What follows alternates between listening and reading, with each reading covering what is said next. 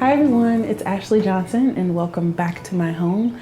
We're going to be doing something really nice today, and it's one of my favorite things to do in all seasons, and that's basically pulling together an arrangement of sometimes weeds, flowers, things that you find outside, and build something really pretty and cozy in your home that's very unique, something you don't have to find at the flower store or grocery store. It's something you make purely for yourself. I have this really pretty batter bowl that I got thrifting, and I see the texture and this color out a lot, and I finally got my hands on something.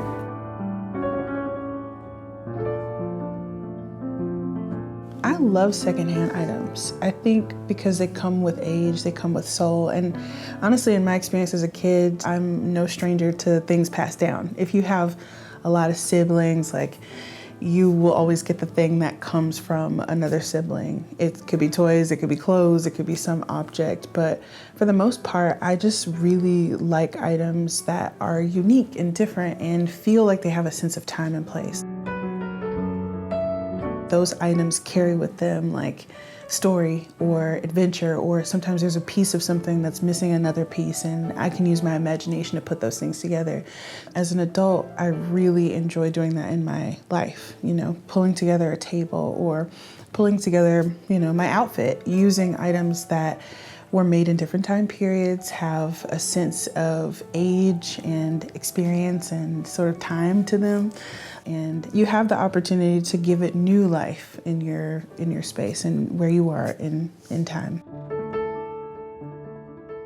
You don't have to be a florist to understand what looks good.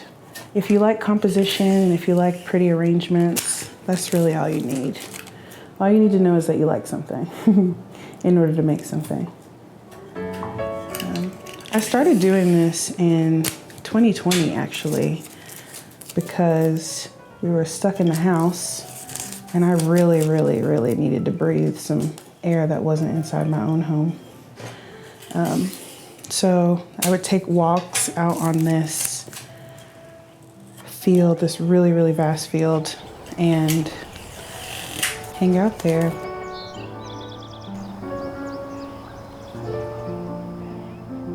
And anything that caught my eye, I would bring it back home.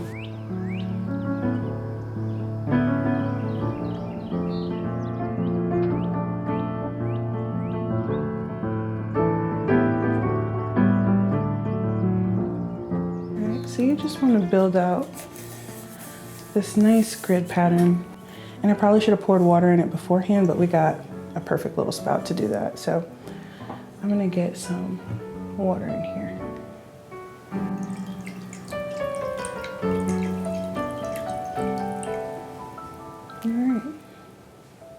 So next, we're just gonna start building out a base, and the base for me is just the bigger pieces. What are the biggest florals that I have? And I have these really nice hydrangeas, so I'm gonna get those in there. And then what I like to do is kind of hold it next to the bowl for height and see what I like. So I'm gonna make this just a touch shorter because this is a low, wide bowl. We don't want this giant sort of raised thing coming out of the bowl. So I'm just gonna make them just a hair shorter. Yeah. The last time I had my home tour, someone asked me, where'd you get those hydrangeas? I had like a little arrangement on my table. And I was like, my front yard.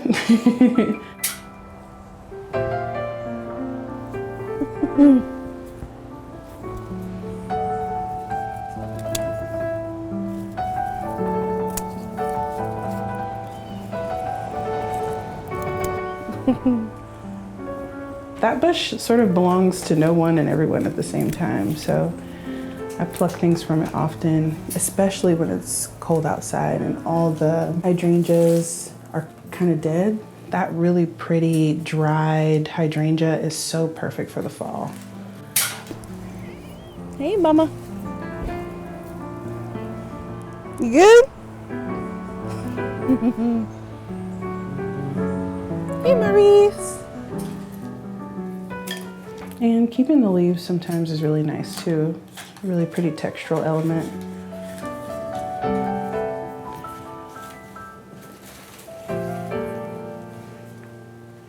Doing things like this too is a really great way to like get outdoors. I feel like I'm always talking about myself as a kid because I remember myself as a kid. And I think as adults, we kind of lose a sense of play as we get older. And I've always loved being outdoors and always loved collecting things from outdoors and building my own little stories and fantasies around what I'm picking up and what I'm doing. And this is another way to kind of continue ways to play.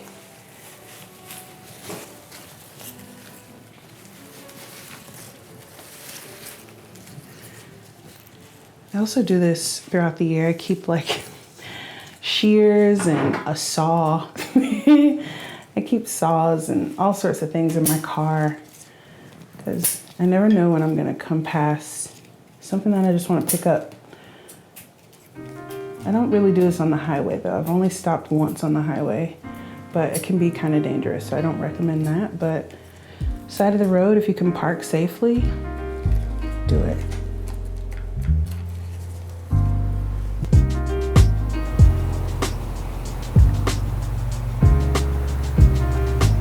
Maintaining play it's something that kind of ebbs and flows, kind of like love, you know? Sometimes you feel really good at it, sometimes you feel like it's easy to access, and other times it doesn't. And in moments where I'm having lulls in my art or lulls in my photography practice, it's like, what else can I put my hands on?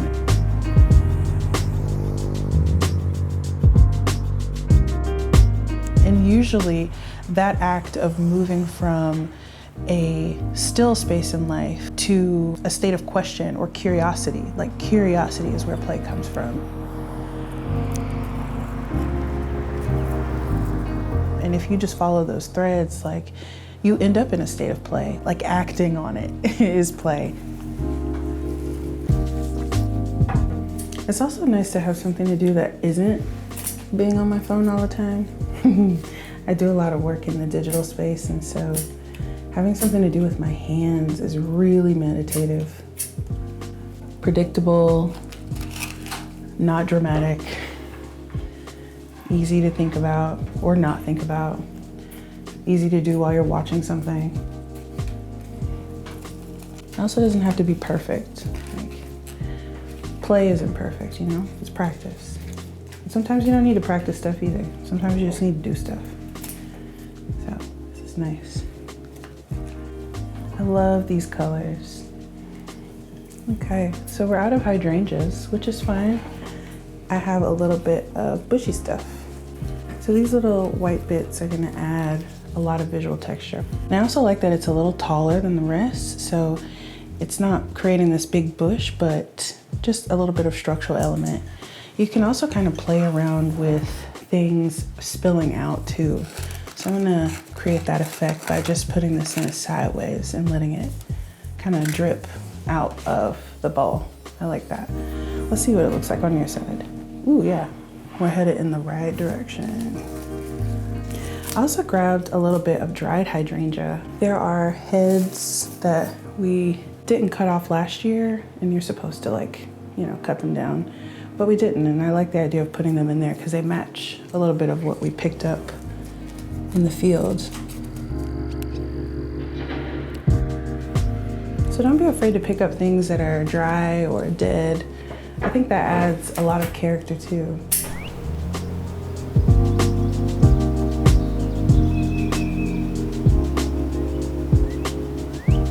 Ever since I started gardening, I've refreshed my relationship with the outdoors, specifically as it relates to bugs. These are really pretty. I see a little bug on him though.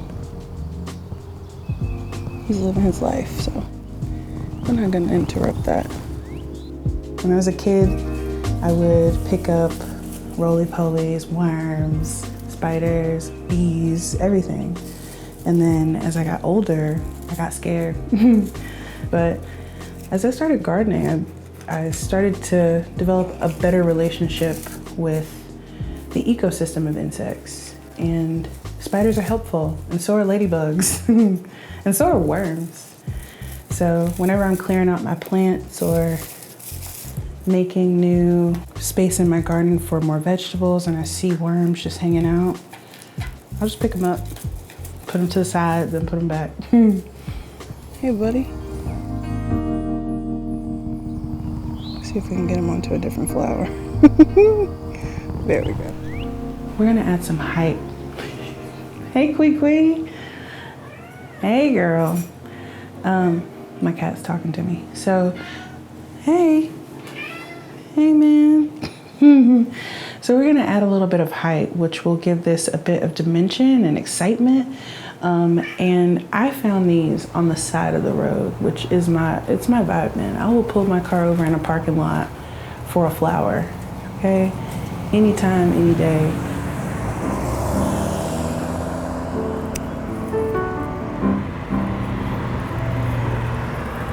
I really like dandelions, and even though they're invasive, they're still nice. So I'm just playing around with how high I want this to actually be. We want some excitement, but we don't want it to look like an alien, you know? So I'm gonna add a few of these.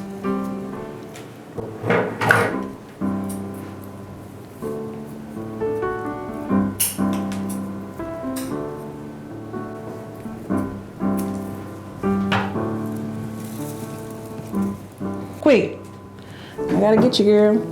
I know it sucks. All right, so I'm gonna push this away from you so I can see what I'm building and see if I like this. And if it doesn't feel good, we take it out. And I think this is looking a little too like Sputnik-y, so I'm gonna bring this down a little bit.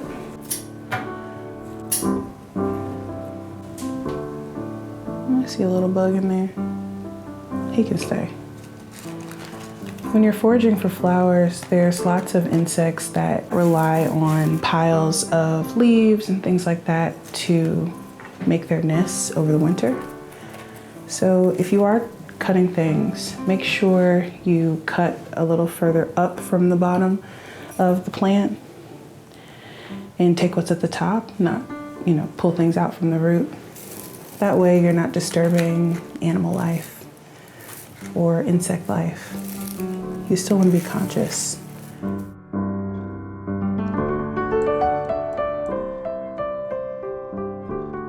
Play with different heights and dimensions and plugging things in, not straight up from the top, but sometimes from the side, and seeing what that looks like.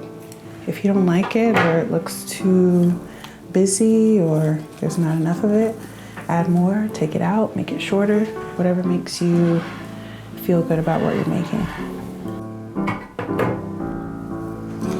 I think I'm getting to a place where this looks exactly like I want it. And I think this on my side is the front. I'm gonna share it with you.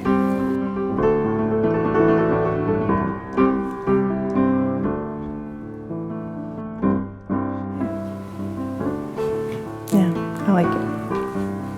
Thanks so much for coming out and foraging with me today and getting to know me and one of my favorite things to do. If you like this video, give it a thumbs up and subscribe to Handmade for more videos like this.